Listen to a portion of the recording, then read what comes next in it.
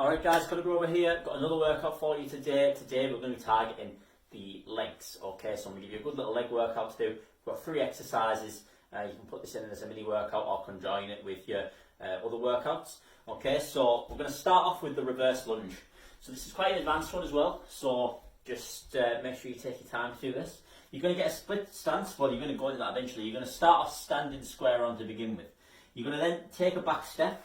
So this is why it's a reverse lunge, we're stepping backwards into the lunge. So taking a step back, okay, with either leg, and from there you're just going to drop down into the lunge. So a step back, and make sure that I'm set up first as well. So don't rush it. If you're going to it and it doesn't feel right, just adjust yourself if you need to, and then go into it. So foot comes back, bending the knees, okay, so just getting to as low as you can get, back knee just hovering off the ground if you can, stepping back, switching over to the other side, coming back up. Alright, if you can only get to halfway, that's fine for now, okay? Just start up halfway if you're still getting used to it. Your balance is the most important thing, alright? So forget doing the actual exercise, make sure that you're doing this one steady, slowly, and most importantly, safely. If you want to then add a weight, okay, you can add a dumbbell or a kettlebell, or you can even use bands. You can hold your suitcase hold, you've got your front hold, or you can do your bowl soup if you're doing the kettlebell, or you've got just a standard front hold, holding the side handles or the side of the dumbbell. I prefer for this one, I do prefer the suitcase hold, so just step back, lunging, switching over to the other side, okay, just alternating from leg to leg. You can alternate from leg to leg, or you can stick to one leg and then switch over, it's completely up to you. Next up we've got the sumo squat, okay, so this variation of the squat is going to target more the hamstrings in the thighs and the glutes. So you're going to get your feet shoulder width apart, and then you're going to step them further out, and then you're going to turn your feet out slightly, okay?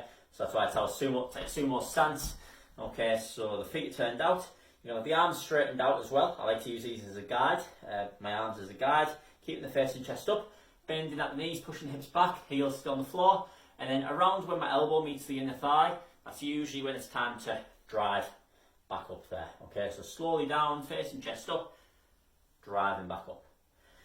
If you want to add that weight, for this one I prefer if you held it low, it's usually easier and you can use it as a guide as well. So you won't go too low on this one when you use a weight, because the weight will stop you before you can get too low. So it's nice and steady, elbow will meet in the thigh, driving back up.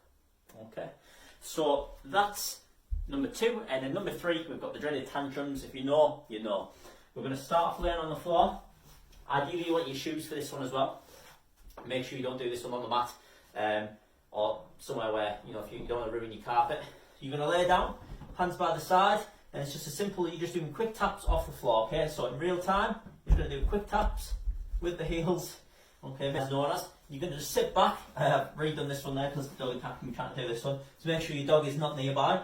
You're just going to do literally quick taps with your heels off the floor. So more ideal if you've got shoes on. So just quick taps with the heels, quick as you can. And then take a little breather if you need to at any point. Every 10-15 seconds is usually ideal, or when you feel like you've hit that moment of fatigue, and then go back into it again.